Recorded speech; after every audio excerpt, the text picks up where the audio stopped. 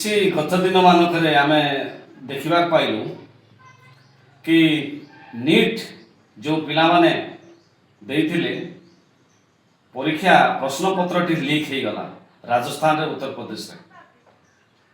ମୁଁ ଜାଣିପାରୁନି ଆମ ସରକାର ବିଜେପି ସରକାର ଆସିବା ମଧ୍ୟରେ ଦୁଇଥର ହେଲାଣି ନିଟ୍ ଦେଇଥିବା ପିଲାମାନଙ୍କୁ ହଇରାଣ କରୁଛନ୍ତି। କ'ଣ ପାଇଁ?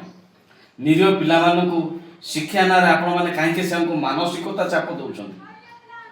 ଆପଣମାନେ ଜାଣିବା ଦରକାର ନିଟ୍ ହେଉଛି ଗୋଟେ ନ୍ୟାସନାଲ୍ ଏଲିଜିବିଲିଟି ଟେଷ୍ଟ, ଯେଉଁଟାକି ମାନେ ପ୍ରତ୍ୟେକ ପିଲା ନିଜର ସ୍ୱପ୍ନ ଦେଖିଥାନ୍ତି। ସ୍ୱପ୍ନକୁ ସାକାର କରିବା ପାଇଁ ପିଲାମାନେ ରାତି ଦିନକୁ ଏକ କରିକି ପରିଶ୍ରମ କରିଥାନ୍ତି। ସେ ପରିଶ୍ରମକୁ ଭାଙ୍ଗି ଦେବା ପାଇଁ ଆପଣ କିଏ ଭାଇ? ଆପଣଙ୍କୁ କିଏ ଅଧିକାର ଦେଲା ସେମାନଙ୍କର ମାନସିକତା ସହିତ ଖେଳିବା ପାଇଁ? ଆପଣ ଜାଣିବା ଦରକାର ଅଛି ଜଣେ ପିଲା କେତେ ପରିଶ୍ରମ କରୁଛି ନିଟ୍ ଏକ୍ଜାମ ପାଇଁ। ସେଇ ନିଟ୍ ଏକ୍ଜାମ ଦେବା ପାଇଁ ଜଣେ ପିଲାର ବାପା ମା କେତେ ପରିଶ୍ରମ କରିଥିବେ ସେ ଛୁଆ ସହିତ ମିଶିକିରି। ଆପଣମାନେ କେବେ ଚିନ୍ତା କରିଛନ୍ତି? ଆପଣମାନେ ଚିନ୍ତା କରୁଛନ୍ତି କେବେ ଗୋଟେ ଗାଁର ଛୋଟ ଝିଅଟେ କିମ୍ବା ପୁଅଟେ ସେ ନିଟ୍ ପାଇଁ ଯେଉଁ ପରିଶ୍ରମ କରି ପ୍ରିପେୟାର ହେଇଥିବ, ତା ବାପା ମା କେତେ ଟଙ୍କା ଦେଇକରି ପିଲାକୁ ନିଟ୍ ଏକ୍ଜାମ ଦେବା ପାଇଁ ପଠେଇଥିବେ, ସେ ଯେଉଁ ଦୁଃଖ, ସେ ଯେଉଁ କଷ୍ଟ ଆପଣମାନେ କେବେ ଚିନ୍ତା କରିଛନ୍ତି? ଯଦି ନିଟ୍ ଏକ୍ଜାମ ଆପଣମାନେ ପରୀକ୍ଷା ସଫଳ ଭାବରେ କରାଇ ପାରୁନାହାନ୍ତି, ନିଟ୍ ଏକ୍ଜାମଟା ବନ୍ଦ କରିଦିଅନ୍ତୁ ନା କାହିଁକି? +2ର ଏକ୍ଜାମକୁ ନେଇକରି ଆପଣମାନେ ସିଲେକ୍ଟ କରନ୍ତୁ ନିଟ୍କୁ ନେଇକରି। ମୋର ଅନୁରୋଧ ଏଇଟା, ମୁଁ ଆପଣଙ୍କୁ ସଜେଷ୍ଟ କରୁଛି ଯେ ଆଜି ଅଲ୍ ଓଭର ଇଣ୍ଡିଆରେ 22,79,743 କ୍ୟାଣ୍ଡିଡେଟ୍ ଆପଣମାନେ ଚିନ୍ତା କରନ୍ତୁ। ସେ ପିଲାମାନଙ୍କର ମାନସିକତାରେ ଆପଣ ଆଘାତ କରିଛନ୍ତି। ସେ ଷ୍ଟୁଡେଣ୍ଟ ମାନଙ୍କର ପ୍ୟାରେଣ୍ଟସ୍ ମାନଙ୍କୁ ମାନସିକତାରେ ଆପଣମାନେ ଆଘାତ କରୁଛନ୍ତି, ହୃଦୟରେ ବର୍ଷାଘାତ କରିଛନ୍ତି। ଆପଣମାନଙ୍କୁ ଆଗାମୀ ଦିନ କ'ଣ ଭୋଟ ଦେବେ ଭାବୁଛନ୍ତି? ବାରମ୍ବାର ଆପଣମାନେ ପିଲାଙ୍କ ସହିତ ଖେଳୁଛନ୍ତି, ବାରମ୍ବାର ଆପଣମାନେ ପିଲାଙ୍କର ସମସ୍ତ ଏକ୍ଜାମ ଉପରେ ଖେଳ କରୁଛନ୍ତି। ଆପଣମାନେ ନିଯୁକ୍ତି ଦେବାରେ ଅବହେଳା କରିଛନ୍ତି, ପରୀକ୍ଷା ଦେବାରେ ମଧ୍ୟ କାହିଁକି ଅବହେଳା କରୁଛନ୍ତି? ପରୀକ୍ଷା ଦେବା ପିଲାମାନଙ୍କୁ କାହିଁ ହଇରାଣ କରୁଛନ୍ତି? ଓଡ଼ିଶାରେ 55,000 ପିଲା ଏକ୍ଜାମ ଦେଇଥିଲେ।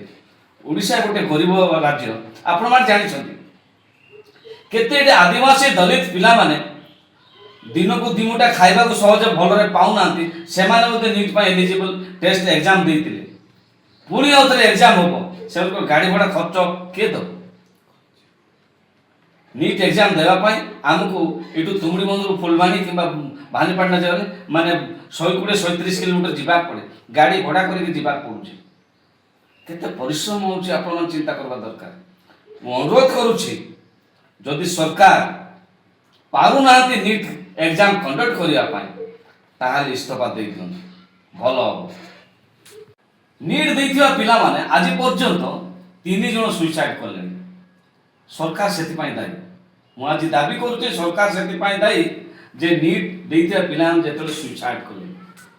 ଆହୁରି କିଛି ଲୋକଙ୍କର ନଜିର ସରକାରଙ୍କ ପାଖକୁ କିମ୍ବା ସମାଜ ପେପରରେ ସରକାର କ'ଣ ଫେରେଇ, ଯେଉଁ 3 ଜଣ ପିଲା ମରିଗଲେ ସେ ପିଲାଙ୍କର ବାପା ମାଙ୍କୁ ସରକାର କ'ଣ ଫେରେଇ ଦେଇପାରିବ? ପଇସା ଦେବ, ପଇସା କେତେ ଦେବ?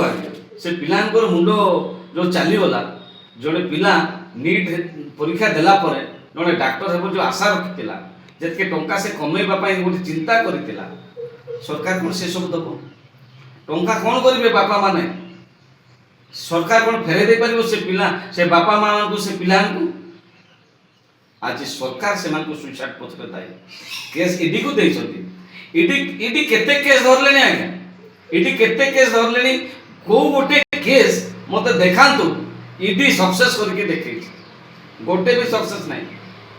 ସରକାର ଦଳରେ ଯେତେବେଳେ ଆମେ ବିଜେପି ଲୋକ ଅଛୁ, ଆମ ଦଳର ଲୋକମାନେ ଯେତେବେଳେ ନିଟ୍ ଏକ୍ଜାମକୁ ଭଣ୍ଡୁର କରିବା ପାଇଁ ପଇସା ପତ୍ର ଲାଲସା ଦେଇକରି ଯେତେବେଳେ କୋଶ୍ଚିନ୍ ହେରଫେର କରୁଛନ୍ତି, ଆମ ଦଳର ଲୋକମାନେ ହିଁ, ଆମ ନେତାମାନେ ହିଁ ଇଡିକୁ ହସ୍ତାନ୍ତର କରିବେ, ତାହେଲେ ଇଡି ଧରିବ କାହାକୁ?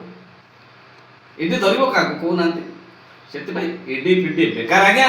ଆପଣମାନେ ନୋକିଆ ମୋବାଇଲର ଏକ୍ଜାମ ଦେବେ, ମୁଁ ଆପଣମାନଙ୍କୁ ନୋକିଆ ମୋବାଇଲ ସେବେ ବି ଥିଲା, ଏବେ ବି ଅଛି, ହେଲେ ନୋକିଆ ମୋବାଇଲର ଭ୍ୟାଲୁ ନାହିଁ।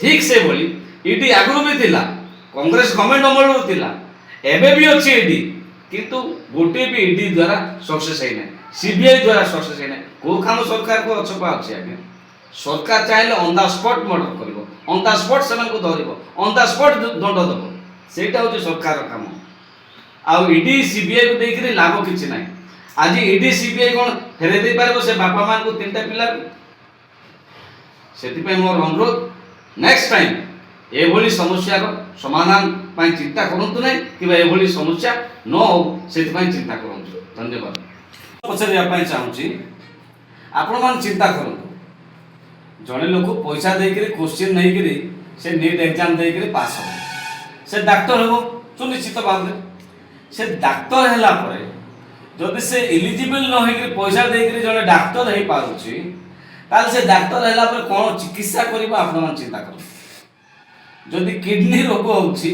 ताल से कोन टेस्ट करबो लिवर चेक करबो जदि आखी माने माड़ होईची ताल से कोन चेक करबो पार्टी चेक करबो सेति पई हम समाज को जागृत हेबाक पड़िबो हम लोग जनसाधारण जागृत हेबाक पड़िबो आउ या दृढ़ भाव विरोध करबा पड़िबो दृढ़ निंदा करबा पड़िबो हमकु शिक्षा भाव जो माने एक्जेक्टली पाइबार आवश्यकता अछि जो माने नीट क्वालिफाई करूछंती से माननकु डॉक्टर हेबार एलिजिबल सुविधा रहिछि आ सरकार सेति पई कोटी कोटी टंका सहायता दउछंती कोटी कोटी टंका खर्च करिकरी जने डॉक्टर हे होउछि से डॉक्टर हैला पर जने जदि मूर्ख लोक डॉक्टर हो तार से चिकित्सा करले से पेशेंट बंचिबो तो मते काई संदेह लागुछि सेति पई हमको शिक्षा को गुरुत्व देवा सहित जने शिक्षित लोकों को डॉक्टर करिवार आवश्यकता अछि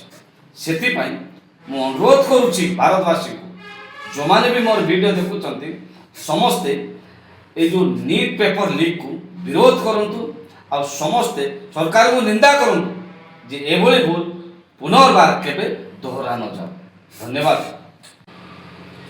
मते लाज लागुछि आम मंत्री मानक नहीं समस्ते जहाँ कहते मुझे विश्वास कर नी किंतु एबे विश्वास करने बाध्य होउछि मझे गोटे ट्विटर देखुली आम ओडिशार मान इज्जत गर्व रक्षा करथिया धर्मेंद्र प्रधान जी को आम एत सम्मान करूँ किंतु से ट्वीट रे मिस्टेक होछन से पुणी आम शिक्षा मंत्री आपण मान देखो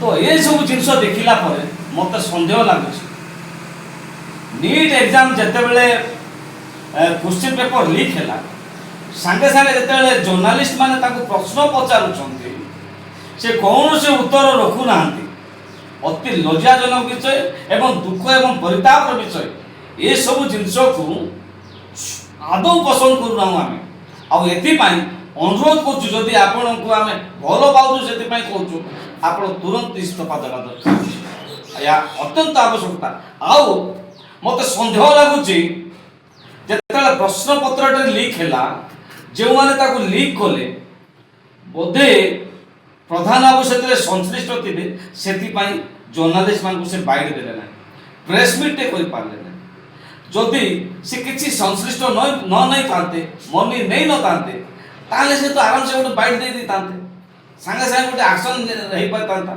कि आखि दृश्य किसी आम देखा पाइलु ना अत्यंत दुखर विषय बहुत दुख पूर्ण धन्यवाद।